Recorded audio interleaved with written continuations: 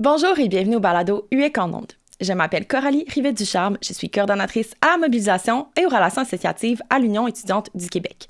L'épisode d'aujourd'hui, c'est en fait le dernier épisode de la thématique qui porte sur les enjeux vécus par la communauté étudiante internationale. Donc, si ce n'est pas déjà fait, je vous invite à aller visionner les 2 derniers épisodes sur le même sujet. Pour l'épisode d'aujourd'hui, c'est en fait un témoignage étudiant. J'ai donc la chance de recevoir Anne-Laure Letoulek, une graduée internationale, ainsi que Abdoulaye Souma, un étudiant international. Ensemble, on aura la chance de discuter des différents enjeux vécus par cette communauté avant, pendant et après leur cursus scolaire au Québec. Petit rappel que cet épisode a été tourné le 19 mars 2026. Étant donné le contexte politique actuel, il est donc possible que certains enjeux aient évolué au moment de la publication de cet épisode. Sur ce, je vous souhaite une très bonne écoute.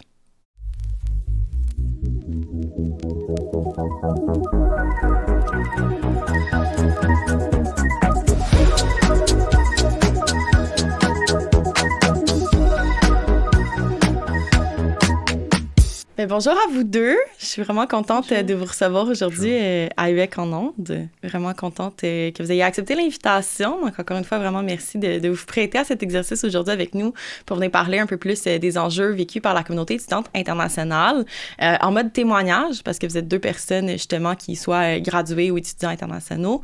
Donc, vous avez vécu vraiment cette réalité-là à un niveau concret puis terrain. Fait que j'ai hâte de commencer cette discussion-là avec vous, mais avant de débuter, pour les personnes qui ne vous connaissent pas, est-ce que vous voulez commencer par vous présenter un petit peu? On peut peut-être commencer avec toi. Bonjour tout le monde, moi c'est Anne-Laure Letoulek, je viens de l'île de la Réunion, une petite île proche de Madagascar, qui est une île française. Et je suis arrivée en 2017 au Québec. J'ai étudié au cégep de Trois-Rivières en architecture, puis je suis venue à Polytechnique à Montréal jusqu'à finir en 2024 mon bac en génie civil. Parfait. Donc moi c'est Abdoulaye Souma, je suis étudiant international, je suis encore en cours de formation, je suis à l'UQO, je fais un bac en informatique. Je suis un étudiant qui aime beaucoup les personnes, donc qui aime aller chercher les personnes, j'ai créé des clubs, actuellement je suis président d'une association étudiante à l'UQO. Et également je suis originaire de la Guinée-Conakry, c'est un pays de l'Afrique de l'Ouest. Et donc je suis arrivé au Canada en 2023, en décembre, pour étudier, l'expérience est bonne. Super. Puis, mettons, première petite question. Avant d'arriver au Québec, vous, est-ce que vous aviez déjà des amis, de la famille, des connaissances qui vivaient au Québec ou pas du tout? Moi, oui. Mon grand frère est venu en 2014. OK. Et c'est comme ça que j'ai découvert le Québec, en fait. Parce que lui, il a été recruté par une coopérative ou, en fait, un échange entre le Québec et les Outre-mer, en fait. Et ils viennent dans les lycées en France pour les recruter, pour les envoyer au cégep en région. OK. Donc, Trois-Rivières, Chicoutimi, Matane. Mm-hmm. Et c'est comme ça que mon frère a découvert ce programme. Et moi, je l'ai suivi. Cool, super. Moi aussi, j'ai mon grand frère aussi qui est venu avant moi. Il est venu en 2019 dans le cadre d'étudier aussi. Mm-hmm. Et il est venu pour étudier à l'Université de Montréal, ici à Montréal. Et quand il est venu, il a parlé du Canada dans le bon sens. Donc, on a vu aussi les réalités qui étaient là. C'était vraiment très, très bien comme opportunité.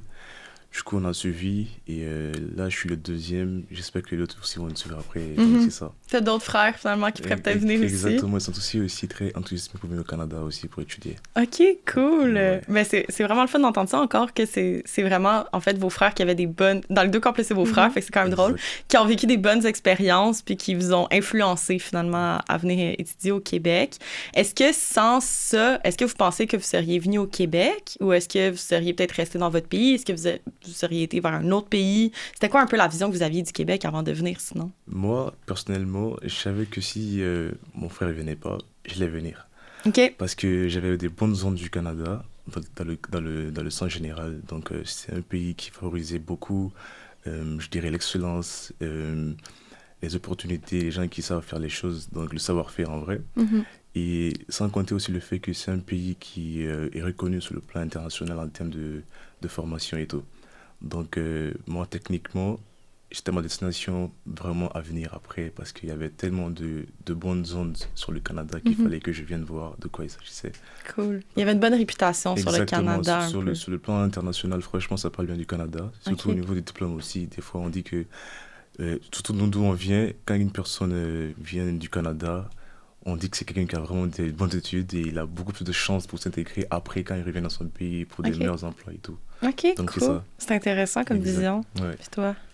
Moi, La situation de l'île fait que dès que tu finis ton secondaire, tu dois forcément quitter l'île pour tes études supérieures. OK. Et tout le monde va en France. Généralement, c'est ça, c'est tout le monde quitte l'île pour aller en France. Ceux qui restent sur l'île peuvent étudier 1 an ou 2 ans, mais pour leur maîtrise ou ce genre de choses, il faut qu'ils aillent en France. OK. Donc, j'avais prévu d'aller en France comme tous mes compatriotes. Donc, j'aurais jamais pensé aller au Canada. Comme pour moi, c'était tellement inaccessible. C'est loin, c'est comme compliqué. On se dit pas que, tu sais, s'il y a des échanges, il y a des permis d'études, on n'apprend pas du tout ça à l'école. Donc, si mon frère n'avait pas fait ce choix, ma vie aurait été totalement différente, là. Tu serais probablement resté en France à ce moment-là. J'aurais été à Toulouse, comme tous les Réunionnais, ils vont tous à Toulouse, en France, OK. donc c'est ça. OK, c'est intéressant. Fait que ça a quand même été important pour toi, cette influence-là de ta famille à ce moment-là. Ça a tout changé. Ça a tout changé, Ouais, littéralement. OK, cool. Puis je peux pas m'empêcher de remarquer que les deux, vous utilisez beaucoup Canada. Je me demande, est-ce qu'à l'international, est-ce qu'on parle un peu, mettons, du Québec? Est-ce que, puis je comprends évidemment le pays en tant que tel, c'est le Canada, c'est un peu plus ça qui est mis de l'avant, puis un processus administratif aussi à faire avec le Canada. Mais mettons, pourquoi vous avez choisi le Québec particulièrement? Est-ce que c'était pour la langue? Est-ce que c'est parce qu'il y avait un programme différent? Qu'est-ce qui vous a influencé à choisir plus le Québec en particulier? Moi, personnellement, c'est déjà la langue. Ouais. Parce que je viens d'un pays francophone à 100%. Et je sais que ceux qui sont venus avant moi aussi étaient venus tous à Québec pour étudier, pour faire des choses, parce qu'ils se sentaient plus intégrés le plus facilement. Parce que la langue est une barrière. Quand, par exemple, tu es dans une zone où tu n'as pas facilement l'accès à communiquer avec des gens, c'est vraiment très compliqué. Du coup, déjà, nous, la vision, c'est vraiment le Québec dès le début, parce que c'est si je pouvais venir étudier, comprendre les personnes avec qui j'allais vivre. Et ça a aussi permis aussi d'apprendre de la culture québécoise d'avant. Donc, c'est des choses comme ça. C'est une barrière de moins déjà à l'entrée pour toi. Exactement, ouais. Je comprends. C'est la langue vraiment qui était vraiment la priorité pour nous en premier. OK, ça fait du sens. Mais moi, c'était le programme, c'était étudier, vivre au Québec, donc il n'y avait pas le choix. Et aussi le français, il faut se dire, nous, les Français, on parle pas du tout anglais, ou très peu, ou c'est pas du tout comme au Québec, où je trouve que pourtant, on a le même programme, et ici, les Québécois parlent facilement anglais, mais nous, en tout cas, non. Donc, ça a été le Québec évident. Fait que pour les deux, quand même, la langue, ça a été important dans votre décision de s'installer particulièrement dans la province du Québec. Puis pourtant, bon, il y a un certain ministre de l'Immigration qui dit que les immigrants nuisent aux Français au Québec. Fait que je suis contente d'avoir votre témoignage, en fait, qui vient un peu démolir son argument. Fait que ça me fait énormément plaisir. Sinon, est-ce que vous aviez des attentes au niveau de l'expérience, que ce soit québécoise, universitaire, un peu tout ça, avant de venir? C'était quoi un peu votre... c'est ça, en amont, mettons, avant de venir au Québec? Moi, je voyais ça un peu comme les États-Unis, comme vraiment big, avec des grosses villes partout, la culture américaine, les balles de promo, ce genre de choses. Et j'ai atterri à Trois-Rivières, qui... J'ai beaucoup aimé mon expérience à Trois-Rivières, mais je me suis dit, ben, même à La Réunion, nos villes sont plus grandes, où il y a plus de dynamisme et attractivité. Donc, j'étais un peu, waouh. Mais après, quand je suis arrivée et qu'on allait en séjour loisir à Montréal. C'était comme si on allait à New York, là, pour nous. On était contents, on prenait la voiture et on s'est dit, bon, on trouvera peut-être pas un stationnement, mais en tout cas, c'est comme ça qu'on voyait. Donc, j'étais surprise vraiment par... c'est Montréal qui est très développé et les petites villes autour, c'est vraiment comme un peu dans le temps campagnard, très petit, très ensemble, très... Voilà, quoi. Ouais, on voit moins les grandes tours, puis peut-être l'image qu'on a justement du Canada, du Québec, de l'Amérique en tant que telle, les grandes tours à bureaux, les grandes villes hyper développées, comme tu disais, mais ça doit quand même faire un petit choc de t'attendre à ça, puis finalement d'arriver à Trois-Rivières, qui est une très belle ville, on n'enlève rien à Trois-Rivières ici, mais qui est peut-être pas l'image que tu avais à ce moment-là du Québec. C'est ça. Quand même un petit décalage au niveau de tes attentes, OK? Puis toi, c'était quoi tes attentes? Et au niveau de tout ce qui est attente, il n'y avait pas vraiment assez. Moi, c'était plus l'expérience étudiante que je voulais avoir. Okay. Tout ce qui était lié à la vie, tout ça. J'aime bien les belles villes comme Montréal, comme Toronto et tout, mais comme j'ai dit, l'objectif, c'était vraiment venir étudier, peu importe où j'allais venir, peu importe ce qui j'allais trouver. J'étais préparé mentalement à ça. Et puis, avant que je vienne au Canada ici, j'avais vraiment pris le temps pour me préparer, à connaître un peu beaucoup de choses sur comment est-ce que les choses se passent, comment est-ce que les gens y sont, comment sont les villes, tout ça. Donc, j'ai pas forcément eu de choc quand je suis arrivé. J'ai juste vu ce que j'avais vraiment pensé d'avance et ce que j'avais vraiment vu aussi. Donc, moi, je suis à Gatineau. Et Gatineau, c'est pas une grande ville, c'est pas une big ville comme les Montréal et tout. Mais il y a aussi une vie vraiment paisible, c'est calme et tout accessible. Il y a moins de problèmes au niveau du transport, donc c'était plus chill. Moi, je dirais que c'est une ville étudiante pour étudier tranquillement. Mhm. Et les grandes villes, c'est vrai que c'est bien pour venir des fois, tout ce qui est pour prendre une expérience comme fun, tout ça, et tous les parties. Des fois, moi, je viens à Montréal souvent ici, vraiment très souvent, pour des OK. activités qui sont extra-universitaires ou même des fois pour toutes des compétitions à l'école. Donc, des fois, on est là, on voit, on vit juste l'expérience québécoise qu'on attendait. Mhm. Donc, on sortait des fois de notre zone de confort, on venait à Montréal. Donc, c'est ça. Fait que toi, t'aimes bien la balance quand même entre Gatineau qui est un peu plus tranquille, mais t'es pas trop loin de Montréal, fait que ça te permet de vivre un peu des deux. Exactement. OK, Je prends cool. juste 2 heures de route, je viens, puis je rentre aussi s'il faut le même jour. Donc, Ouais. c'est ça. OK, cool, c'est intéressant. Puis avant d'arriver, mettons, au Québec, est-ce que vos plans, c'était déjà de rester après vos études? Ou dans votre tête, c'était un peu juste pour les études, puis après ça, vous comptiez retourner puis peut-être aller ailleurs? En fait, moi, mon plan, je dirais, c'est les deux à la fois. OK. Ouais, en fait, parce que, comme je l'ai dit, les gens de chez nous, on dirait en Guinée et tout, quand une personne quitte du Canada, on dirait il a un grand diplôme. Et quand il retourne en Afrique ou en Guinée, il a plus de bons emplois accessibles et tout. Donc moi, je dis les deux à la fois parce que moi, je compte rester pour l'expérience de travail Mhm. après les études. Donc après, avec le temps, je peux rentrer pour mon pays, pour des éventuels projets que je pourrais faire avec le gouvernement ou l'État ou des privés. Et c'est ça.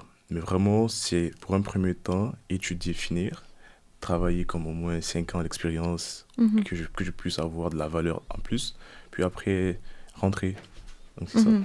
Fait que c'est un peu un mélange. Ouais, finalement, c'est comme tu dis, c'est un peu des deux. Les C'est... deux à la fois, exactement. C'est pas vraiment définitif de rester au Canada ou au Québec. Mhm. C'est juste un moyen d'avoir plus d'expérience aussi en pratique que les cours qu'on apprend à l'école. Mhm. Donc c'est ça. T'enrichir de cette expérience-là, Exact. finalement, pour après ça pouvoir retourner en Guinée. Exactement. OK, parfait, parfait. Puis toi?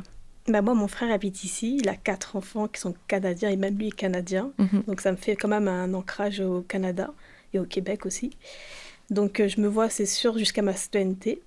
Après, retourner, si je retournerais, ce serait sur mon île, mais on a un gros problème d'emploi. Il y a trop de chômage. Donc beaucoup ont essayé, beaucoup ont échoué, sont revenus au Canada. Donc le meilleur des mondes, ce serait de trouver un emploi au Canada qui me permettrait de plusieurs fois par année faire des retours sur mon île, Mhm. tout en gardant mon ancrage au Québec. Mhm. On va se remettre un peu dans votre tête au moment d'arriver au Québec, peut-être les premiers moments. Comment vous avez vécu ça? T'sais, surtout au niveau, je pense, de l'intégration, que ce soit au niveau culturel, social. Bon, au moins, vous aviez déjà les deux un point d'ancrage ici, fait que c'est quand même, j'imagine, un peu plus facile à ce moment-là. Mais c'est ça, est-ce que vous avez trouvé ça facile, difficile de vous intégrer à la vie au Québec? Moi, comme je dis, j'avais mon grand frère qui était là. Donc c'était vraiment un point d'ancrage au début. Donc dès le jour que je suis arrivé au Canada, j'étais vraiment en plein hiver. Franchement, Ouh, j'ai eu... ça, c'est un baptême de feu qu'on Exactement, dit. j'ai eu vraiment eu un grand choc à ce niveau parce que je suis pas habitué au froid. Moi, je viens d'une zone qui est comme de l'équateur. C'est vraiment la saison pluvieuse où je cherche. Il n'y a pas de froid, il n'y a pas de neige. Du coup, quand je suis arrivé ici, dès le premier jour, mon pied dehors à l'aéroport, je sors de Montréal ici à Trudeau. Je fais waouh, dans quoi je suis venu, tu vois? J'étais là, yo, c'est quoi qui se passe? J'ai vu le froid, j'ai vu j'avais mal à la main et tout. J'ai même pas fait, je sais pas, 10 secondes à l'extérieur. Je vois un mec qui faisait mal. Ton frère t'a pas averti? Bon, j'étais venu vraiment bien habillé. Je pensais que j'étais bien habillé jusqu'à ce que j'atterrisse et je sorte de l'aéroport. J'ai compris que c'est pas le même froid que je pensais. Tu comprends? Et après, j'ai passé mes premières heures avec mon frère. Il m'a montré un peu Montréal. J'étais venu juste parce que j'ai atterri à Montréal. J'ai fait ici, je crois, 1 semaine avant d'aller à Gatineau. Donc, je suis quand même venu dans la plus grande ville du Québec, je vais dire, dans le sens où c'est l'endroit le plus connu, le plus convoité, je vais dire. Donc, on a fait les tours de beaucoup d'endroits, j'ai découvert il y a 1 semaine. Puis, après le stade de premier moment, je suis allé à Gatineau. Là, il y avait l'intégration à faire. Mon frère m'a laissé à Gatineau, il est venu à Montréal. Et quand qu'il est reparti, je me suis assis dans ma chambre, j'ai dit, OK, là, ma vie vient de commencer. Je viens de commencer vraiment la solitude, tout ça. J'avais vraiment la chance, j'avais un colocataire qui était québécois, ma première fois. Et il m'a aussi aidé à m'adapter un peu et au début, tout ce qui est endroit à Gatineau où aller voir des gens, rencontrer des gens. Parce que moi, j'aime pas être seul. Je préfère aller voir les gens, plus que des gens connaître comment est-ce qu'ils voient la vie, comment est-ce qu'ils comprennent, comment est-ce qu'ils vivent en général. Donc, je suis vraiment quelqu'un de très extraverti, j'aime aller.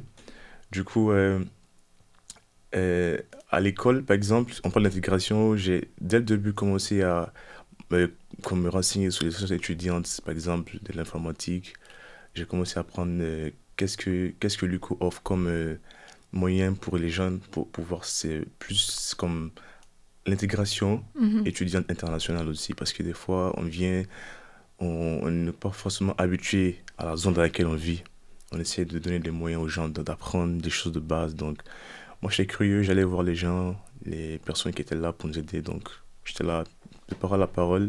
J'ai su apprendre, comprendre et ça m'a beaucoup aidé après parce que moi, j'ai même pas fait tant de mois. J'ai commencé à avoir des amis à l'école, j'ai commencé à avoir des projets, même j'ai commencé à réaliser à l'UQO.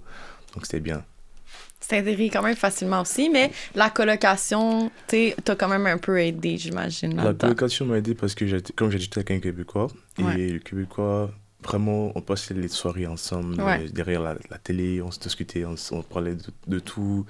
Surtout, j'ai même appris tout ce qui est football américain, surtout, je sais pas, le jeu du Canada, comment on appelle ça, le jeu de... Mon Dieu, moi, le sport, ça fait 2, Ah donc ouais, je sais je sais pas. pas, Le le hockey, exact. OK. C'est le Ça, je sport, connais, c'est bon. c'est le sport le plus connu, je pense, Oui, oui, au oui. niveau C'est notre québécois. sport national, là, OK. Exactement. Du coup, avec ça, là, j'étais curieux. Parce que moi, je suis juste football, le football Oui. soccer, comme tout le monde le dit. Ouais. J'ai découvert ça ici. Ok, on me dit que le Canada, c'est le plus grand pays dans ce domaine. Donc, j'allais des fois voir les matchs à la télé avec lui, Stephen. Franchement, j'ai aimé. Cool. Fait que ça a vraiment facilité ton intégration, finalement, d'être plongé dans la culture québécoise parce que t'avais un coloc qui pouvait t'accompagner puis t'aider là-dedans aussi. Exactement. C'est le fun. Puis, est-ce que t'as aimé ça de la manière, justement, que t'as pu être intégré par ton coloc, surtout? Il faut avouer que des fois, c'est pas facile parce que tu es habitué à un style de vie. Ouais. que- Mais ça doit quand même être confrontant, là. Exactement, ouais. Parce que moi, je viens d'une zone géographique où c'est un monde social, genre les gens sont vraiment ouverts. Tout le monde est là pour tout le monde, on se rencontre des fois dans les fêtes, il y a beaucoup plus de monde. Alors que quand je suis à la Gatineau, c'était un peu chacun ce soi, tu vois ce que je veux dire? Mhm. Tu rentres, tu quittes de l'école, tu rentres à la maison, tu es avec celui avec qui tu vis, tu vois? Mhm. Et pas forcément cette communauté, ce côté communauté, genre à Gatineau ou au Québec, je Mhm. pense. Et c'était pas facile pour moi parce que moi, j'aime le monde, j'aime aller vers le monde, j'aime être avec des personnes qui m'entourent. Mais c'est pas facile, mais après, on s'adapte à la zone dans laquelle on fait face. On essaie de créer peut-être ou par sa propre personne, créer et impacter son entourage. Mhm. Parce que moi, vu que j'aime le monde, j'ai créé des clubs. Je suis président des clubs que j'ai créés à l'été dernier. Et j'aime aller voir les gens et tout ça. Donc, c'est ça. Tu t'es intégré aussi par un étant actif dans ta communauté, là. Oui, Ça a fait une grosse différence pour toi. Le fait que je n'aime pas être seul, je me suis donné les moyens de ne pas être seul. C'est J'ai créé parfait. des réseaux, j'ai créé mon beau réseau d'études en informatique. Cool. J'ai fait que les gens, par exemple, dans le club que j'ai créé, c'est beaucoup de pays qui se rencontrent. Mais c'est des études en informatique. De mon pays, du Sénégal, un pays voisin. Parce que j'ai aussi fait une année au Sénégal. J'ai étudié au Sénégal une année avant de venir au Canada. Du coup, j'ai eu à avoir aussi à créer un réseau au Sénégal. Donc, quand je suis venu ici, je me suis dit pourquoi pas créer un moyen je sais pas, de partage de connaissances entre divers pays du monde. Mhm. La Guinée, le Sénégal, la France, le Canada. Et nous sommes actuellement 50 personnes dans le club. Et c'est réparti dans les 4 pays en général, Guinée-Conakry, Sénégal, France et Canada. C'est fun. Tous les dimanches, on se prend sur Discord. On fait des projets. C'est vraiment beau. Fait tu que vois. t'as créé ton sentiment de communauté que toi, t'avais besoin, finalement. Exactement. Ouais. C'est cool. Un homme d'action. J'aime Exact. ça. Est-ce que tu veux nous parler un petit peu de ton intégration, toi? Quand on est arrivé, comme c'était un programme qui permettait donc de recruter plusieurs Réunionnais et de les envoyer aux 4 coins du Québec, on est arrivé comme une cohorte de 40 personnes, donc 40 jeunes Réunionnais à Trois-Rivières. Donc c'était comme une grosse colonie pour nous, on était tous dans les résidences du cégep, donc on Ok. était tous collés. Fait que du coup, pendant les premiers mois, on traînait forcément contre nous, mais avec le temps, on a appris un petit peu à chercher ailleurs, à découvrir d'autres choses. Et ce qui m'a surpris, c'était l'accueil du cégep. Là, ils avaient mis en place plein d'activités pour nous, cueillette de pommes, cabane à sucre, journée d'intégration à Montréal, match de football américain. Donc j'étais très impressionnée de l'envie de nous inclure et de nous faire découvrir la culture québécoise. Après, moi, ce qui m'avait marqué, c'était le québécois, l'accent. Ah ouais. J'étais du coup au cégep en architecture et OK. parfois on me disait il faut aller acheter des livres à Omer de Serre. Et moi je dis c'est quoi Omer de Serre? Je comprenais pas, en fait c'était un magasin. Ouais. Ou sinon j'avais une amie québécoise qui me disait pèse sur R sur le clavier pour un logiciel. J'ai dit pèse sur Pèse. R. J'adore. Et on a répété plusieurs fois la phrase avant que je comprenne, c'est appuie sur la touche R sur le clavier. Fait que c'est des choses drôles. Ou même la gomme et l'efface, Ouais. c'est deux choses. Ouais. Donc ça, c'était quand même drôle. Après, au niveau de l'intégration, comme c'était une petite ville, c'était quand même pas mal facile. Ça se faisait bien à pied. Donc, pas besoin de voiture dès que tu arrives. Tout se faisait à pied. On était aussi emmenés à Québec par des gros autobus pour faire notre RAMQ, tout ce genre de paperasse. Donc, on était vraiment bien suivis et accompagnés. Et sinon, au niveau de l'intégration, après, je sais qu'au niveau de mon cégep, j'ai pas eu beaucoup d'amis, malheureusement, durant mon cégep, parce que c'était une ambiance un peu... tout le monde se connaissait d'avant. Ils étaient au secondaire ensemble, donc ils avaient leur groupe formé. Et j'étais surprise par rapport à quand tu arrives, enfin, par exemple, moi à La Réunion, quand il y avait un nouveau dans la classe qui venait de l'étranger, de la France ou ailleurs, tout le monde était autour de lui et voulait savoir d'où tu viens, qu'est-ce qui se passe dans ta OK. vie, connaître la culture. Et moi, je suis arrivée là-bas en me disant, tu sais, je viens d'une île qui est à l'autre bout de la terre que personne connaît. Les gens vont s'intéresser à moi naturellement. Alors que non, c'est chacun sa vie, on s'en fiche un petit peu de ta culture ou quoi, on s'intéresse pas plus, on se focus sur nos affaires et c'est tout. Mhm. Est-ce que tu te sentais un peu comme un mouton noir, finalement, tu sais, dans cette mer peut-être de... Bah, c'était pas facile, tu sais, pour faire des Ouais. projets de groupe, Ouais. ils étaient tous en groupe, fait que tu te retrouvais toute seule souvent. Donc moi, j'avais quelques réunionnais avec moi au début, mais beaucoup ont abandonné la technique parce que c'est une technique tellement difficile, l'architecture au cégep. Donc à la fin, je me suis retrouvée toute seule. Et là, c'était compliqué, comme tu prenais le partenaire qu'il y avait, mais c'est ça. Mhm. Fait que ça a été quand même plus difficile, l'intégration à ce niveau-là. Ouais, pour se faire des amis. Je trouve aussi, nous, quand on se fait des amis, on va inviter, faire des repas. Mhm. Et eux, ils sont des amis à l'école, qui Mhm. gardent qu'à l'école. Et ils ont Mhm. leurs amis d'enfance qui gardent ensemble. Enfin, c'est comme très séparé, Mhm. les milieux, et ça se mélange pas forcément. Mhm. Donc, c'était ça qui était pas évident, on va dire. Il y a quand même quelque chose de commun dans le fait qu'on dirait que les deux, vous cherchez un sentiment de communauté, puis que vous aviez de la difficulté à le trouver un petit peu, on dirait, avec des personnes québécoises, finalement, qui, par question d'habitude puis de culture, là, juste que c'est pas la même chose. Mes amis avec qui je suis, c'est parce que, surtout mes amis d'école, avec qui je fais tout en général, c'est des personnes avec qui on vient de la même zone géographique. C'est plus facile pour nous qu'on puisse interagir, Mhm. on puisse communiquer parce qu'on a beaucoup de choses en commun. Et moi, mes amis, je veux vous dire que c'est Sénégalais, c'est des Maliens, c'est des Ivoiriens. Même pas seulement des Guinéens, pour vous dire combien de fois il y a ce fait qu'on a juste le fait qu'on ait une région en commun, Mhm. dont les valeurs sont communes et tout. Donc maintenant, avec les amis québécois, comme elle a dit, souvent, votre amitié se limite au niveau du concret. Genre, à l'école, si c'est des projets, vous faites des projets, puis voilà. Mhm. Après ça, tu as du mal peut-être à aller vers eux aussi également, à venir vers toi sur des choses qui ne sont pas forcément liées à l'école. Parce que des projets, j'en ai fait plein avec des Québécois, mais ça se passe toujours bien, sauf que, tu vois, c'est juste le fait qu'on a le projet à faire, on le fait, et puis voilà. Tu vois, Mhm. le côté après, à la maison, est-ce qu'on peut traîner ensemble après l'école? Est-ce qu'on peut aller à Tim Hortons un de ces jours, aller au restaurant? Ça, c'est compliqué, par exemple, à avoir avec d'autres amis québécois. Il faut juste des gens avec qui tu as les mêmes valeurs, les mêmes styles de vie, je dirais. Mhm. Donc, c'est ça. Mhm. Ouais. Ça a été plus facile, finalement, de trouver des personnes qui vous ressemblaient, je pense, dans les deux cas, puis qui partageaient, comme tu dis, les valeurs. Là. Je veux dire, c'est Ouais. naturel aussi d'aller vers ces personnes-là. C'est vraiment, je dirais, psychologique. Tu vois une personne, par exemple, tu vois qu'il est, je sais pas, il est guinéen, automatiquement tu te vois en lui. Tu vois, tu peux facilement aller lui parler. C'est parce que tu pourras cerner comment il peut te répondre, comment est-ce qu'il peut réagir à ta situation de, tu vois. Mhm. Donc, alors qu'ici, mais moi personnellement, je ne te mens pas que j'ai beaucoup d'amis québécois. Et moi, je fais toujours le premier pas. Et parce que il y a aussi le fait que moi, je suis président du REI ICO, qui signifie regroupement d'étudiants en informatique de l'UCO. Mes amis avec qui je suis dans le comité, ils sont majoritairement québécois. Je suis le président, donc on a vraiment des moments qu'on partage ensemble qui sont aussi bien. Mais je dirais, il y a ce manque-là qui fait, je sais pas, il y a une différence de culture, je vois si je veux dire. Mhm. Par exemple, tu peux t'investir à quelqu'un parce qu'il y a tellement de convergence.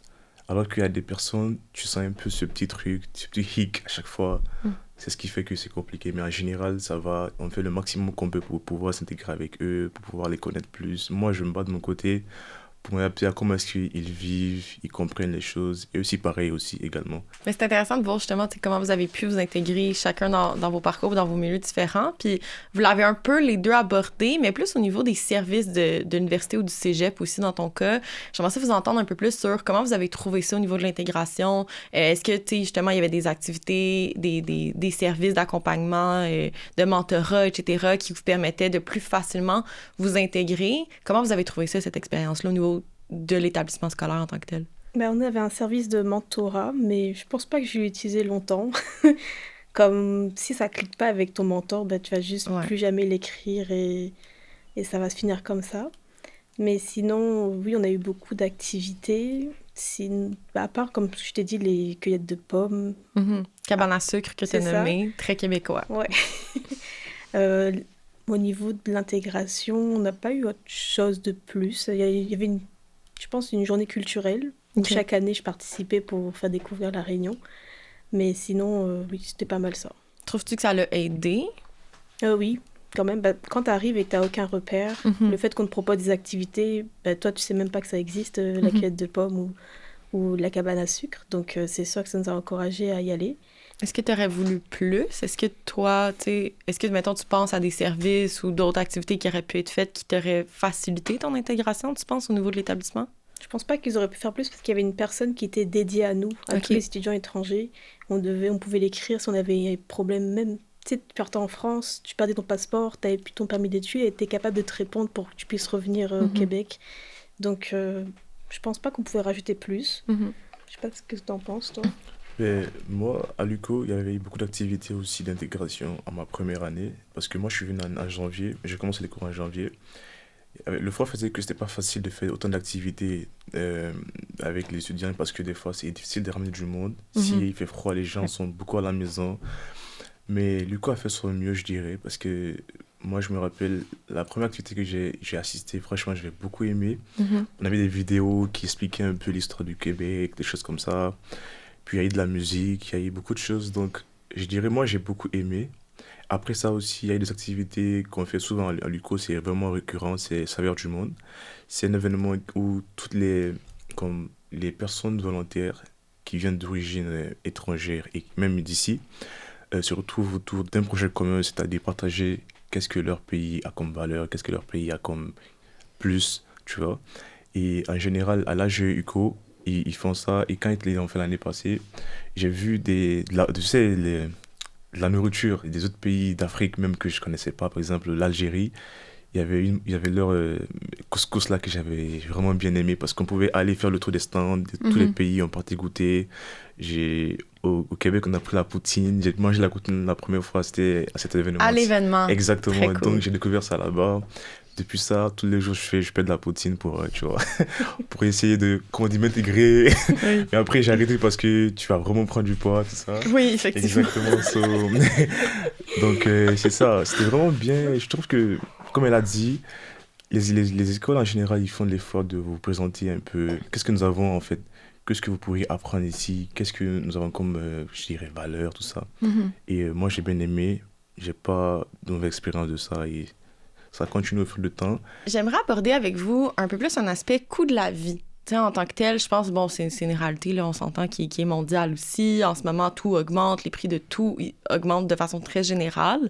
Comment vous avez vécu ça, vous, de votre côté, d'arriver ici, peut-être d'avoir des attentes aussi au niveau des coûts, que ce soit, tu sais, pour les frais de scolarité, mais que ce soit de façon générale, pour le logement, la nourriture, etc., puis de voir ces coûts-là augmenter de façon quand même assez drastique aussi, particulièrement dans les derniers mois, voire dernières années. Comment ça vous a impacté, vous? Comment vous avez vécu cette réalité-là, en fait? Donc, moi, on va dire que ça va se diviser en deux parties. Quand je suis arrivée au Québec en 2017 à Trois-Rivières, on avait une bourse pendant 3 ans. Donc ça montrait vraiment l'envie de nous envoyer à Trois-Rivières. Donc on recevait 1 000 $ par mois pendant 3 ans. Donc moi personnellement j'ai profité de la vie, j'ai pu voyager. Et en plus le cégep ça coûte 300 $ la session. Là. C'est pas comme l'université où t'as pas de contraintes de frais. Donc ça a été très bien pendant ces 3 ans à Trois-Rivières. Plus à Trois-Rivières, à ce moment-là, un 4,5, ça coûtait 500 $. Donc on était à 250 $. Ça allait très bien. La vie était pas si chère que ça. Donc pendant ces 3 ans, j'ai pas eu de soucis financiers. Après, je suis rentrée à l'université. Donc là, j'ai dû faire un crédit parce que ça revenait à 5 000 $ la session en tant que Français. Et je suis chanceuse en tant que Française de payer 5 000 $, qui est le prix du montant canadien. Parce que je sais que les étudiants internationaux, eux, ils payent le double de moi. Donc comme 30 000 $ l'année. Donc là, à ce moment-là, du coup, j'ai dû faire un crédit à La Réunion pour payer mes études. Et je me suis mise aussi à travailler pendant mes études. Donc ça a aussi impacté mon parcours scolaire. Et aussi à Montréal, le loyer, c'est quelque chose. Donc d'ailleurs, pour trouver mon loyer, c'était très compliqué parce que j'ai dû déménager en juillet 2020. Et donc trouver mon appartement en mars 2020, donc pile poil pendant le Covid. Génial. C'est ça, j'avais une voiture, je faisais les allers-retours Trois-Rivières-Montréal. Elle est tombée en panne. Donc finalement, on s'est trouvé un appartement à Jean-Talon, mais on est resté 2 mois parce qu'il y avait des punaises de lit. Finalement, c'était un mal pour un bien parce que comme on avait passé le 1er juillet, il y avait des appartements qu'on n'aurait pas trouvés si on aurait déménagé le 1er juillet. Donc après, j'ai alterné en colocation, c'est sûr. Tu peux pas rester seule dans un appartement à Montréal ou sinon peut-être dans les résidences étudiantes. Et c'est ça, j'ai travaillé pendant mes études. Et c'est là où tu voyais aussi la difficulté d'être étudiant international où finalement, au cégep, mes études, c'était ma priorité. À l'université, je voulais juste passer mes cours pour pouvoir travailler, tu sais, parce que j'étais à temps plein, on doit rester à temps plein tout le long. Et en même temps, tu dois travailler. Donc, tu dis, désolé, mais vaut mieux pouvoir continuer mes études plutôt qu'avoir des A partout, même si après, ça peut te porter préjudice après si tu vas avoir un stage ou un emploi qualifié. Mais c'est ça. Donc, ça a été quand même compliqué à Montréal au niveau du budget, surtout après 2020. Mais je me dis, à Trois-Rivières, ça a augmenté aussi énormément au niveau de l'immobilier. Donc, je pense que tous les étudiants de tout le Québec sont concernés par ça maintenant. Alors qu'avant, tu étais plutôt épargné quand tu étais en région. Maintenant, ça va. Quand tu as un travail, c'est sûr que ça va mieux. Mais en tant qu'étudiant, ça peut être un stress, surtout les frais qui augmentent chaque année. Fait que finalement, tu es un peu obligé d'avoir un emploi à côté pour pouvoir subvenir à tes besoins. Quand même, oui. Ouais. OK, intéressant. Moi, je vais dire, parce qu'elle a dit les termes qu'il fallait dire. Moi, je suis étudiant international, genre, j'ai pas de bourse, je suis venu comme ça.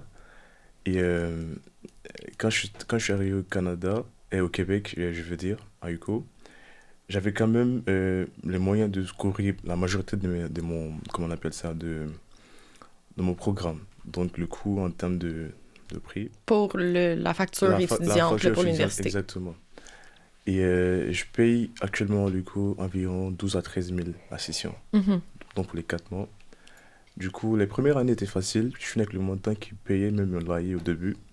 Puis, c'est allé comme ça. Puis après, à l'été de ma première année au Canada, j'ai trouvé un emploi étudiant et tout. Je gagne l'argent et je disais, ah, papa, c'est bon, je vais essayer de me prendre en charge. OK. C'est la plus grosse erreur que j'ai faite. C'est la plus grosse erreur que j'ai faite quand j'ai commencé à travailler. Parce qu'après, comme elle a dit, tu chutes en notes. Et vraiment, tu vas commencer à avoir des problèmes, des pressions partout. Parce que des fois, tu travailles beaucoup.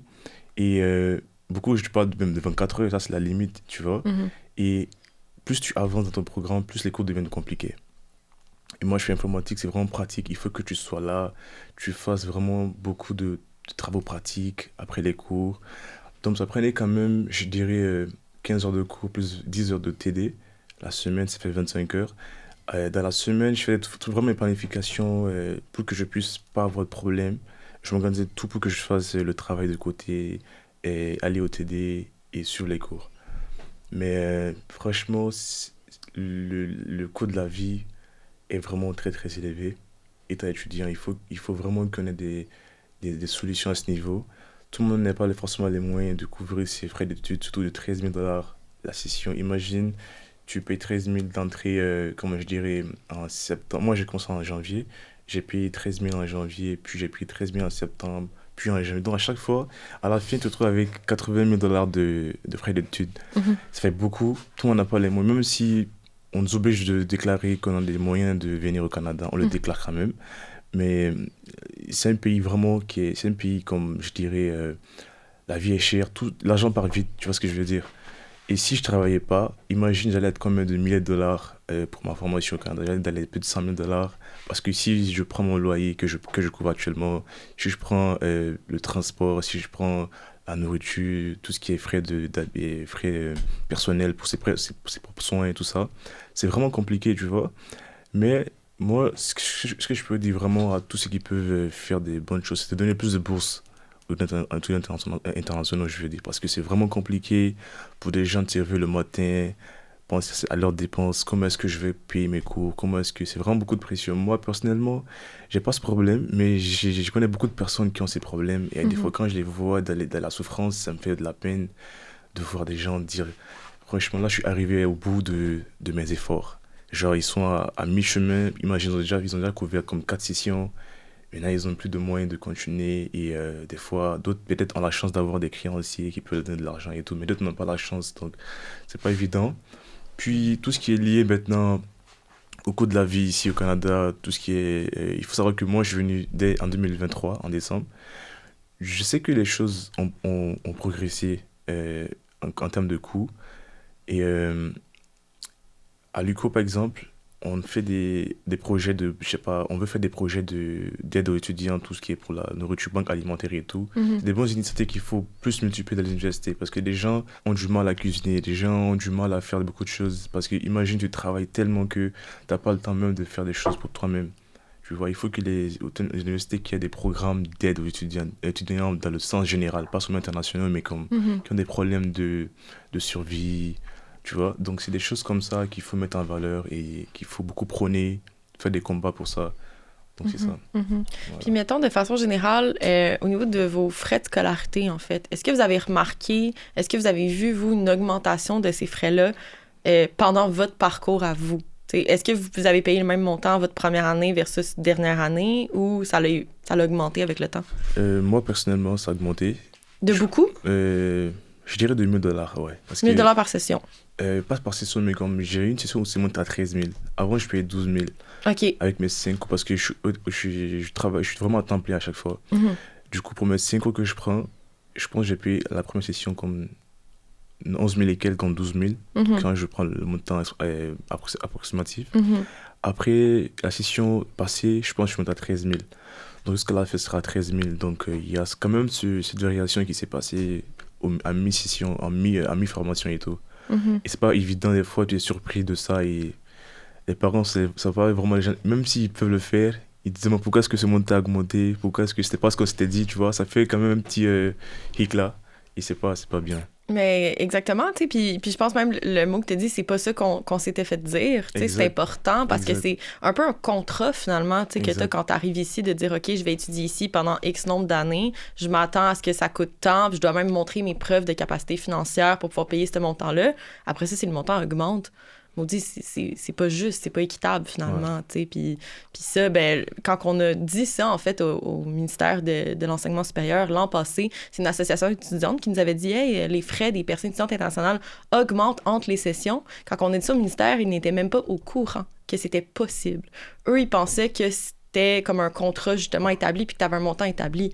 À quel point ils sont pas tant au courant de ce qui se passe sur le terrain puis que c'est hyper problématique qu'une université peut faire ces choix-là, parce qu'en ce moment, il faut savoir qu'avec comme un peu de la façon que ça fonctionne, le financement des universités au Québec, les étudiantes internationaux sont vraiment un peu j'aime ça utiliser le terme vache à lait du système, parce qu'on dépend beaucoup de ces montants-là pour pouvoir financer nos universités, ce qui fait aucun sens quand on regarde qu'en ce moment, ils essaient de couper le nombre de personnes qui peuvent venir au Québec. Il y a clairement une dissonance ici. Est-ce que tu as vécu quelque chose de similaire? Je ne sais pas comment ça fonctionne exactement avec les ententes aussi, niveau France-Canada. Est-ce que toi, ça l'avait augmenté aussi de ton côté? Je pense pas que ça a augmenté autant. Je sais qu'au début, je payais comme 4 000 et quelques. À la fin, vers 5 000, je pense, pareil, peut-être 1 000 $. OK, quand même. Après, je sais que ça a joué avec le nombre de crédits aussi, là, mais je pense que ça a dû augmenter un peu, mais pense pas qu'autant qu'internationaux, parce que nous, on est comme au salaire, enfin au niveau canadien. Donc, je pense qu'ils protègent un peu les Canadiens et les Français de ça. Mais sinon, par rapport à le niveau, le coût des études, je vois beaucoup les gens qui aiment pas l'immigration et qui critiquent les immigrés et qui disent qu'on est là pour pomper le système. Quand ils voient le prix qu'on dépense dans les universités et que justement c'est nous qui portons l'université, comme tout ce qui est doctorat, maîtrise, malheureusement c'est que des étudiants étrangers. Ben, j'aimerais ça qu'ils se rendent compte un peu que quand on vient ici on fait beaucoup de sacrifices, que moi je n'aurais pas dépensé autant d'argent si j'avais fait mes études en France par exemple, ça aurait été gratuit quasiment. Donc c'est à ça qu'il faudrait qu'ils se rendent compte aussi, qu'ils voient un peu par leurs propres yeux comment ça se passe dans la réalité. Tu as raison, il y a clairement une sensibilisation à faire parce que même des fois, on le voit même, mettons, sur nos réseaux sociaux, puis tu sais, il y a des gens vraiment, des Québécois, Québécoises d'ici qui pensent justement que peut-être vous payez le même frais qu'un étudiant québécois qui, on s'entend, est 1 500 $ par session. Il y a vraiment une grosse différence. Puis comme tu dis, tu sais, vous faites le choix de venir ici, de dépenser ces montants-là dans le système québécois. Puis après ça, bon, on va arriver plus tard dans l'épisode sur tout ce qui se passe avec le PEC, le programme d'expérience québécoise, qu'après ça, on vous dit, ben finalement, retournez chez vous après vos études parce que, bon, c'est ça, hein, c'est le gouvernement. C'est quand même fou de voir que les gens ne sont pas au courant de ce qu'on paye. Moi, je pensais que tout le monde savait qu'on paye autant d'argent, mais quand j'ai dit à mon ami que je paye 13 par session, il dit quoi?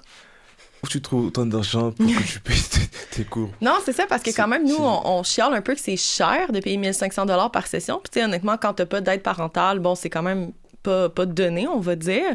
Mais il y a vraiment, oui, c'est un gros choc. Il y a vraiment un manque de communication puis de sensibilisation faite à ce niveau-là, je pense, avec les personnes québécoises qui sont pas au courant de cette réalité-là. Je pense que les gens qui sont ici, dans leur pays, c'est des gens super riches. Donc, au Québec, peut-être qu'ils sont humbles, mais c'est pas n'importe qui peut venir au Canada, là.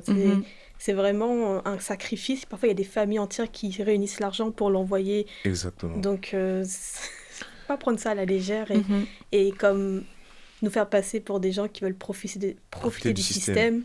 Parce que moi, par exemple, la RAMQ, j'ai jamais compris le fonctionnement. Comme, je pense que je suis jamais allée aux urgences parce que je préfère rester chez moi, souffrir un peu plutôt qu'attendre 4 heures aux urgences, là. Donc, c'est ça, je suis encore choquée par rapport aux commentaires que je vois qui disent si vous n'êtes pas content, vous n'avez qu'à rentrer. On vous a rien promis. Le Québec est venu me chercher quand même. Il m'a payé en tout cas, il y avait une alliance qui m'a fait venir. J'ai reçu une bourse. Il y a eu des installations mises en place. Même les universités mettent beaucoup de choses pour attirer. Même jusqu'à maintenant, en France, ils recrutent plein de gens pour tous les domaines. S'ils recrutent, c'est qu'ils ont besoin de nous. Donc...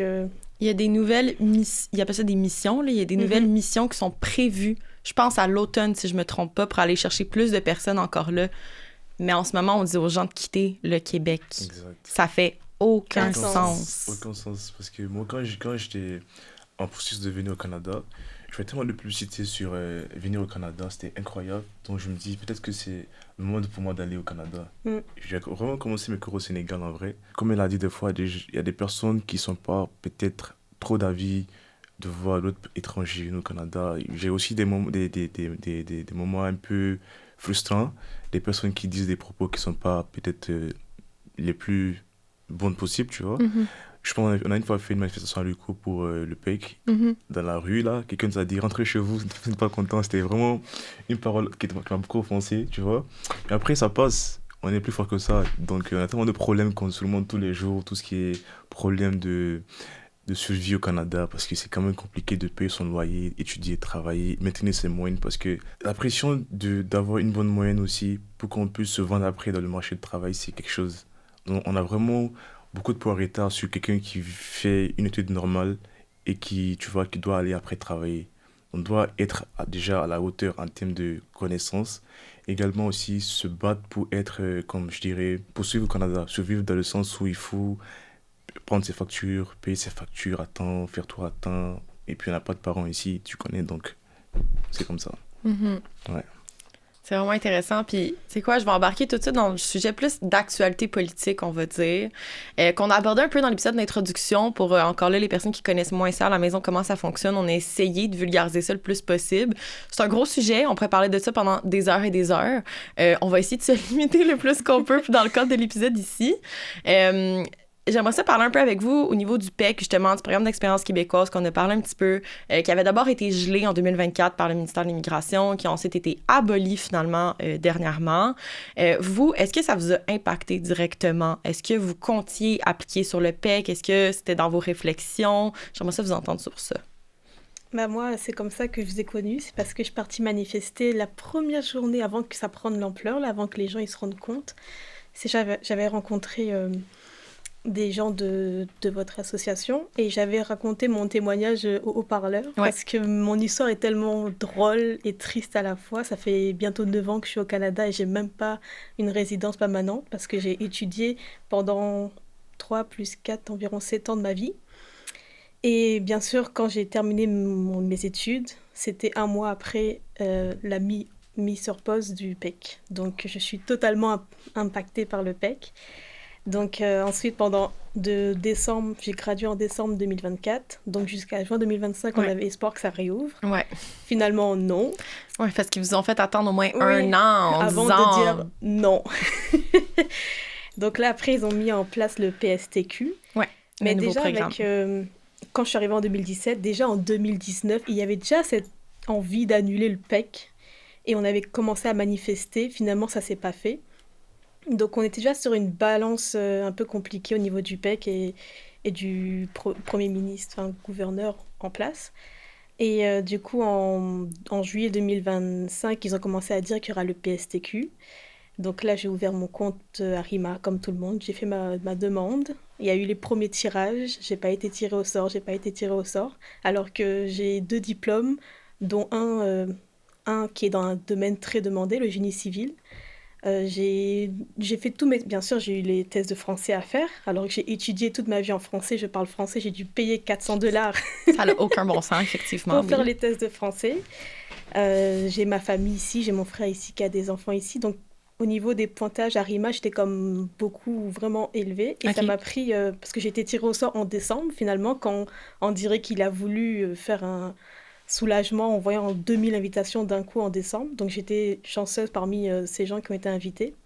Mais ça reste que ceux qui ont été invités depuis août et juillet n'ont toujours pas reçu leur CSQ. Donc ça ne me donne pas une idée de quand j'aurai enfin mon CSQ et quand je pourrai avoir ma résidence. Donc, à ce moment, tu as reçu l'invitation dans le cadre du programme du PSTQ, mais tu n'as comme pas pu franchir la prochaine étape, finalement. C'est en attente de traitement, là, sur Arima. Ça fait depuis, du coup, 3 mois bientôt. Ça n'a aucun bon sens. Ça n'a aucun bon sens. Mais, OK, c'est vraiment... OK, c'est mais vraiment je suis chanceuse parce qu'il y en a qui ne sont même pas sélectionnés, qui n'ont pas eu l'invitation, la fameuse invitation. Non, c'est ça. Pas. Non, exactement. Puis il n'y a pas eu beaucoup d'invitations non plus depuis l'abolition du PEC, puis que là, il vient vraiment beaucoup de l'avant, beaucoup plus le PSTQ depuis ce moment-là. Il n'y a pas eu beaucoup d'invitations non plus qui ont été lancées par rapport justement au bassin de personnes qui sont en attente en ce moment, surtout depuis l'abolition du PEC finalement, qui sont venus ici un peu avec une espèce d'attente aussi de la part du gouvernement, une promesse de la part du gouvernement de dire, regarde, viens ici, surtout viens étudier ici, et ensuite, tu vas avoir accès au PEC, qui est une voie rapide, puis, tu sais, c'est la meilleure forme d'immigration qu'on peut avoir au Québec, d'avoir des personnes qui ont étudié ici, qui parlent la langue, qui se sont intégrées à la culture, qui ont contribué à l'économie, puis finalement, on dit non, on coupe le programme, on brise la promesse, littéralement, qu'on a faite à ces personnes-là, puis après ça, on vous laisse attendre.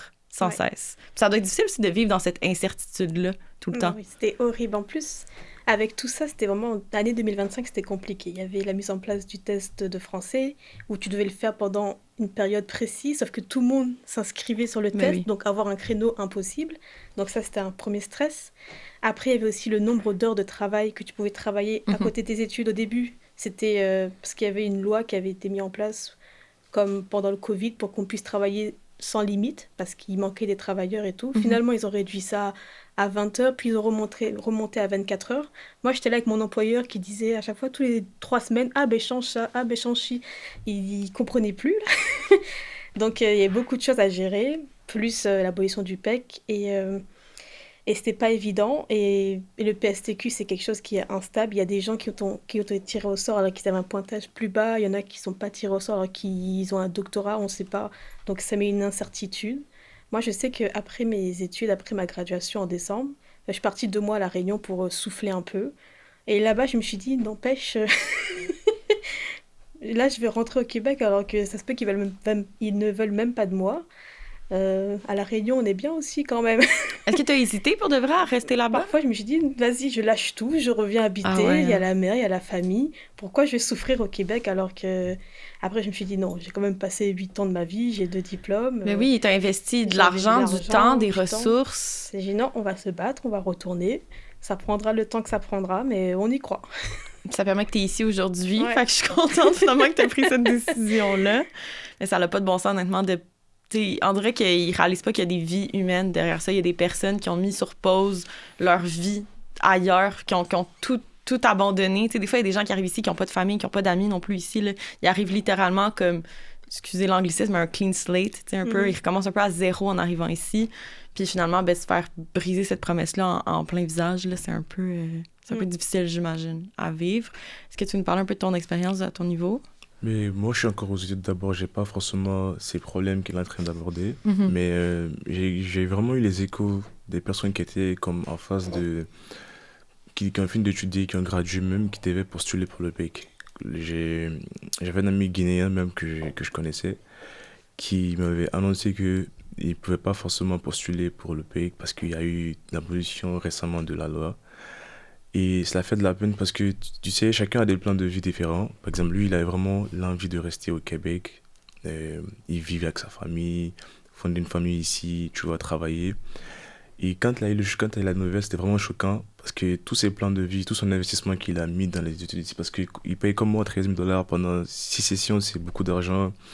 Et il y a des parents qui ont fait des sacrifices pour que cela puisse se faire. Après, te dire qu'il faut que tu rentres chez toi, après autant d'investissement, c'est quand même un très très gros et dur. Et un coup dur, je veux dire. Du coup, moi, de mon côté, parce que j'ai commencé à parler des règles du PEC, je pense que il faut vivre hors Montréal, je pense. Bah, moi, j'ai été tirée au sort, j'habite à Montréal. À Ça Montréal. dépend. Oui, parce que j'ai vu des trucs du genre Ça hors dépend étant Montréal. le mot-clé. C'est ça. Exactement, ça dépend parce qu'on parlait de vivre hors dans les régions. Comme Gatineau est une région, tu pouvais toujours avoir cette chance de, je sais pas, d'être éligible. Mais ce qui était à Montréal aussi avait des contraintes. D'autres même voulaient quitter Montréal en plein cours, aller dans d'autres universités pour s'inscrire. C'était fou. Je te jure, cette histoire elle est incroyable parce que j'ai un ami qui étudie ici dans un collège qui me demande est-ce qu'il y a des collèges à Gatineau pour qu'il puisse se réinscrire là-bas, pour qu'il puisse être hors de cette contrainte. Ouais. Donc, je dis, c'est fou ce qui se passe. Il faut qu'il essaie de connaître qu'il y a des vies humaines en jeu. Moi, j'ai pas encore ce problème personnellement, je veux te dire.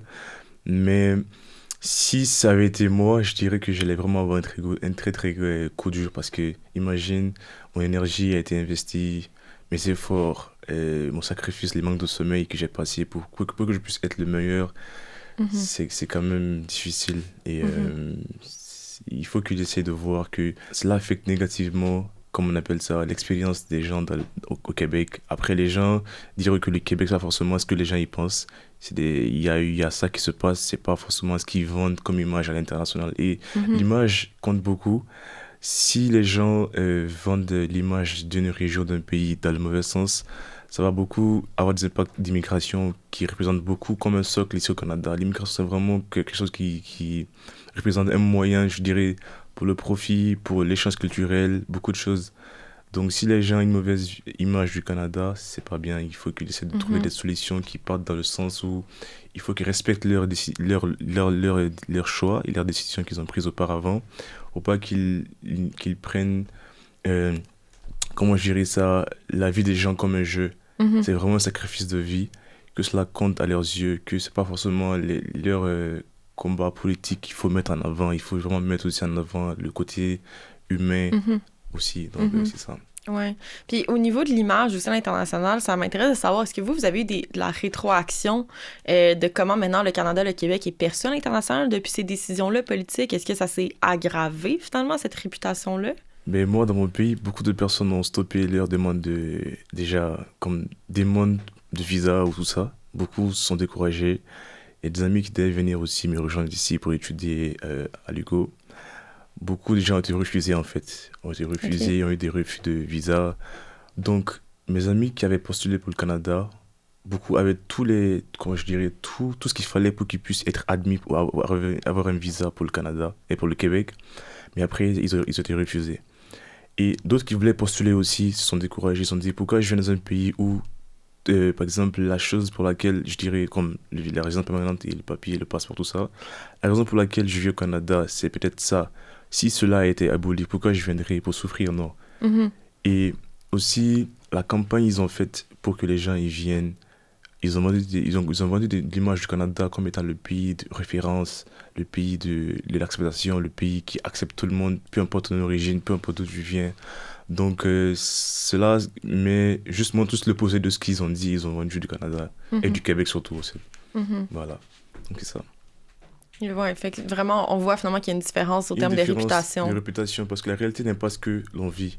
Moi, j'ai eu un cas, par exemple, j'ai eu renouvellement de papier et de permis d'études et de travail. Je l'ai fait, j'avais eu juste un visa de 6 mois. Quand je suis venu ici, je suis venu en janvier. Il devait expirer en août, mon permis de travail. Et j'ai renouvelé mon permis juste après ma première session d'avril à mai. Le document physique permet d'étudier au Canada. Lui, pour l'avoir, ça fait 4 mois. Et les 4 mois-là, j'ai déjà commencé mon école. Et j'étais dans la pression. Je disais, est-ce que finalement je vais continuer à étudier? Est-ce que j'aurai une réponse favorable? Donc, j'allais à l'école, j'étais vraiment battu. Des fois, j'allais en classe, je réfléchissais juste à quel jour ils vont me répondre pour que je puisse continuer à étudier tranquillement, sans stress. Tu vois? Sans compter le fait que d'autres, en fait, c'est un plan de leur vie qu'ils devaient suivre. Moi, c'est juste dans mon situation d'étudiant, juste, c'est sûr que j'allais avoir le document, mais le fait que je ne l'ai pas eu à temps déjà me stressait encore. Ben oui. Donc, imagine ce qu'il y avait un projet futur. Ben oui. C'est vraiment pire, je veux dire, comme expérience. Ouais, puis quand tu peux pas te concentrer sur tes études, je veux dire, t'es ici pour étudier, puis finalement, tu peux pas te concentrer sur tes études parce que ben, t'es trop stressé. Ouais. Ça a comme aucun bon sens, finalement, de faire vivre ça à des personnes qui ont choisi de venir au Québec, tu sais. En fait, ce choix-là. Ouais. Est-ce qu'au niveau de la réputation, t'avais autre chose à ajouter? Juste pour revenir par rapport au papier, ça me fait penser quand j'ai gradué en décembre, moi aussi je devais renouveler mon permis d'études et ça a pris tellement de temps que je l'ai reçu à la fin de ma graduation. Oh mon Dieu. Mais il fallait que je le garde quand même pour revenir au Canada. Sauf que moi j'avais prévu d'aller à La Réunion. Donc là je suis partie à La Réunion, sauf qu'en même temps il y a eu la grève Canada, post-Canada. Donc Oh non. je suis partie à La Réunion sans mon permis d'études. Et j'avais une amie qui venait comme 2 semaines plus tard à La Réunion. Elle est partie voir ma boîte aux lettres pour voir s'il était reçu. Finalement, je l'ai reçu, elle l'a ramené pour moi. Mais c'était un stress parce que j'aurais pu ne plus rentrer au Québec juste à cause d'une grève post-Canada. Mais ouais. Ça n'a aucun bon sens. On joue avec la vie des gens. Ouais. Ben oui. C'est comme du jeu, en fait. Tu vois ce que je veux dire? C'est-à-dire que quelqu'un a investi tellement de choses, mais après, c'est juste des choses qu'ils font. Ils pensent ça comme de la légère, tu vois. Ouais. C'est rien. C'est des décisions politiques, mais qui viennent vraiment pas C'est prendre ça. en considération finalement les humains derrière. Ouais. Là. Et tu rajoutes les grèves et tout, ça décale les délais. Mais sinon, au niveau de la publicité, je sais que j'avais fait une interview aussi pour un média de La Réunion, parce que je voulais prévenir quand même, parce que je vois que mon programme qui m'a recruté pour envoyer au Québec, qui est marqué « Étudier et vivre au Québec », c'est marqué ça sur le programme. Et vivre. Et vivre, c'est pas étudier, travailler, dépenser votre argent et rentrer chez vous. C'est pas marqué ça dessus, c'est étudier et vivre. Ouais. Et toujours en recherche, ils recrutent toujours des étudiants. Et moi, je voulais signaler pour dire, ok, vous venez au Québec, mais attention, ne mettez pas beaucoup d'espoir, ne mettez pas vos vies sur pause pour venir au Québec, préparez-vous à repartir. Parce que c'est ça qu'on nous a dit, il faut que nous, le Québec nous a rien promis, il faut qu'on vienne ici avec l'esprit d'être prêt à repartir à tout moment. Donc je voulais au moins que mes compatriotes soient au courant. Donc, et je pense qu'il y a eu des reportages ou des émissions au journal télévisé qui parlaient souvent beaucoup de l'abolition du PEC et tout. Et mes oncles, ils m'appelaient, ils me disaient « Ah, ça se passe comment ?» Et je sais que j'ai un cousin qui devait venir, je sais que ça l'a aussi pas dégoûté, mais... Découragé, il dit, finalement. Il dit « On va prendre une voie plus sûre pour son avenir plutôt que le Québec. » Où... Est-ce qu'il est allé dans un autre pays finalement? Il y a sûrement qu'il va aller en France Ok. ou à La Réunion, là, mais... Qui était plus sûr dans son Ouais, cas. c'est ça. Ça n'a pas de bon sens. Ouais. Mais je pense pas que les gens... Enfin, la publicité est mauvaise, mais je pense que, en tout cas pour la France, il y a encore plein de gens qui veulent venir au Québec, qui vont s'inscrire et qui vont pas tenir compte de ce que les gens disent. Et en plus, je pense personnellement que malheureusement, on n'a pas de chance pour nous en ce moment, mais que dans 2-3 ans, ça va juste revenir comme avant, ils vont juste réouvrir les portes et ça va être facile d'immigrer. C'est des vagues. Donc là, on est dans le creux de la vague. Et nous, on va partir et ceux qui auront la chance de rester vont rester. Et après, quand ils se rendront compte que les universités vont fermer des programmes, que les McDo, il n'y aura plus personne pour travailler dans les McDo, qu'il n'y aura plus personne pour étudier ou pour faire tourner le commerce et l'économie, ben, ils vont dire, allez, on réouvre tout. Donc, je ne dis pas qu'il faut tout ouvrir ou quoi, mais au moins ceux qui sont au Québec, qui ont été acceptés, ben, qu'on les laisse là, parce qu'au final, ils disent qu'on est la source de la crise de logement. Sauf que moi, je suis déjà installée depuis 2020. Depuis 2020, je suis à Montréal, donc je ne vais pas rajouter une charge en plus sur le logement. Et aussi, on sait que les logements inoccupés, c'est surtout les logements à plus de certains montants, là. Il y en a énormément qui sont inoccupés. Donc, au final, ce n'est pas les logements qui sont... Il y a une crise de logement, c'est qu'il y a beaucoup de logements qui sont trop chers, que personne n'habite dedans et qui sont juste vacants. Donc, et ça, c'est, je pense, les Français qui avaient plus d'argent qui remplissaient ces logements-là. Fait qu'eux, ils sont juste partis. Mais tous les autres, ben, nous, on n'est pas concernés par ces logements super chers, là. Donc, il faudrait juste baisser le prix de ces logements-là. Ben oui, puis une des demandes que l'UEC fait, entre autres, c'est d'avoir plus de logements abordables, puis de façon générale, mais évidemment aussi pour la communauté étudiante. Puis là, le budget du Québec est sorti hier, donc j'en profite pour plugger ça ici. Au niveau du budget du Québec, il prévoit construire 1000 nouveaux logements abordables. C'est tellement rien. C'est rien par rapport à ce nombre de personnes qui entrent au Québec tous les jours, là. On dit qu'on est en crise du logement et pourtant, le gouvernement décide de seulement construire 1000 nouveaux logements abordables. Fait comme croire que blâmer les immigrants, finalement, ben comme, si tu ne trouves pas de solution, si tu viens pas construire des nouveaux logements, comment tu veux qu'on s'en sorte? Puis, tu sais, ce que tu dis aussi des personnes qui sont ici en ce moment, ça serait juste équitable, finalement, puis logique de donner cette espèce de clause de droit acquis aux personnes qui sont déjà sur le territoire, tu sais. Je comprends, tu sais, comme tu dis aussi, de vouloir, OK, regarder qu'est-ce qu'on peut faire en termes de capacité, puis de réévaluer peut-être les chiffres de nouvelles personnes qui peuvent entrer sur le territoire, c'est une chose, mais de là à brimer les personnes qui sont déjà sur le territoire, ça, c'est une deuxième chose, là. C'est vraiment un cas à part. Puis on revendique fort justement pour avoir cette clause de droit acquis là au niveau du PEC là, notamment, parce que pour la communauté étudiante, je pense que c'est beaucoup ça qui était mis de l'avant à l'international au niveau des programmes, puis qui facilite cette résidence permanente-là. Puis quand tu viens ici dans l'espoir de vivre au Québec après, quand c'est dans le nom finalement de la publicité, puis que la publicité finalement, ben, elle est mensongère, parce que ben, tu ne pourras pas nécessairement vivre ici après. Ça n'a aucun bon sens. Est-ce que vous vous sentez encore les bienvenus au Québec? De façon... C'est une question très, très large, vraiment générale. Tu sais, votre sentiment intérieur personnel, est-ce que ça a évolué avec le temps depuis toutes ces décisions-là? Moi, je pense que je suis encore les bienvenus au Québec. C'est pas tout le monde qui est mauvais. D'autres sont aussi des bonnes personnes. Et parmi ces personnes qui font ces lois aussi, d'autres veulent faire des bonnes choses. Donc, je suis beaucoup l'actualité aussi, sur tout ce qui est nouvelles lois, tout ça. Je vois des personnes qui font des combats pour nous, pour qu'on se sente aussi bien. Donc, que ces combats puissent juste payer, que les choses puissent changer. Mais moi, je pense que personnellement, je me sens encore les bienvenus au Québec ici. C'est une belle province. Les gens sont accueillants, comme on le dit. Vraiment, c'est ce qui fait sa particularité, en fait. C'est parce que les gens, ils essaient de faire leur maximum pour ouvrir leur cœur aux gens, pour parler. Donc, moi, je pense que oui, toujours, il faut juste essayer de prôner et faire aussi la culture des propos qui unissent, pas des propos qui divisent. Les chaînes de télévision ou ces personnes qui font des propos qui montrent les uns contre les autres, ça crée une société qui sera frustrée. Donc faire des campagnes de publicité positive, des études internationaux qui sont là, qui font des belles choses. Parce que comme elle a dit, beaucoup de McDo, de restaurants, même moi je suis étudiant à temps partiel dans un restaurant. Donc on fait tourner vraiment l'économie du Canada, je dirais comme ça. Donc vendre le côté où les gens se battent pour pouvoir y vivre déjà et participer aussi à la vie active du Canada. Et également aussi, ils font la belle publicité des personnes québécoises. Comment est-ce qu'ils sont bons. Donc créer une certaine, tu vois, convergence, une certaine union, valoriser l'amour et l'entraide et la paix, comme peace and love, tu vois. J'adore ça. Exactement. Plein d'espoir comme message. Exactement, tu vois, donc c'est ça. Toi, comment tu te sens? J'ai eu du coup mon mood un peu triste avec toutes les démarches, les réformes et tout. Mais je vois quand même que toutes les villes sont d'accord pour dire qu'on est important, comme tous les maires ont parlé. J'avais les chiffres sur mes notes de l'épisode d'introduction. Donc là, j'ai pas les chiffres, mais je pense que c'était 36 ou 37 maires et mairesses qui se sont positionnés en faveur du retour du PEC. C'est quand même... Beaucoup. C'est énorme, donc, honnêtement. ils reconnaissent notre importance et notre valeur. Donc je pense pour ça, pour la communauté et tout, je pense qu'après sur les réseaux on voit beaucoup de commentaires négatifs, mais je pense pas que ça représente la totalité des gens. Moi partout où je vais, j'ai toujours été très bien accueillie. Les Québécois, on sait que au niveau international, ils sont reconnus pour leur bienveillance, leur amabilité et leur gentillesse.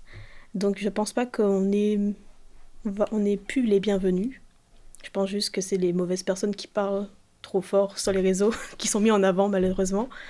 Donc non, je pense pas. Je pense qu'on est toujours les bienvenus au Québec, c'est ça. Mais je suis contente de vous entendre dire ça, honnêtement. On dirait que ça redonne un petit peu une lueur d'espoir, quand même, dans un dossier qui est difficile, qui bouge beaucoup aussi, puis qu'on trouve un peu démoralisant, finalement, de regarder ça d'un point de vue extérieur, mais quand même, en termes de revendication, l'UEC est quand même très active à ce niveau-là, mais je suis contente de savoir que, quand même, vous avez de l'espoir encore que ça se rétablisse, puis que vous puissiez, finalement, continuer de votre vie, puis votre plan, en fait, ici, au Québec. Fait que on conclurait l'épisode sur cette note-là. Merci à vous deux de vous être prêtés au jeu, d'être venus livrer votre témoignage, d'avoir parlé de votre expérience. Puis j'ai trouvé ça hyper enrichissant de vous entendre sur vos expériences respectives. Fait que merci encore une fois. Merci à toi, Victoria. Merci. Salut. Merci d'avoir été avec nous pour ce dernier épisode de la 2e saison d'UEC en ondes qui portait sur les enjeux vécus par la communauté étudiante internationale. Ça a été un grand plaisir pour moi d'animer ce balado en compagnie de Flora Demanger. La 2e saison touche maintenant à sa fin, mais bonne nouvelle, UEC en ondes sera de retour pour une 3e saison dès cette rentrée. Profitez bien de votre été pour aller visionner les épisodes de la 1re et 2e saison si ce n'est pas déjà fait. Vous pouvez également vous abonner à votre plateforme de balado-diffusion préférée ainsi qu'au compte Instagram UEC en ondes pour ne rien manquer à notre retour. N'hésitez pas également à nous écrire si vous avez des idées de sujets qui pourraient être abordés lors de la prochaine saison. Un gros merci à l'équipe de Virage Sonore ainsi qu'à l'équipe de production de l'UEC sans qui ce balado ne serait pas possible. Sur ce, je vous dis à la prochaine! Yay! It's a wrap! Cette saison porte de garage. Ah! C'était pas parfait, mais c'était bien. C'est ça. On y va avec ça.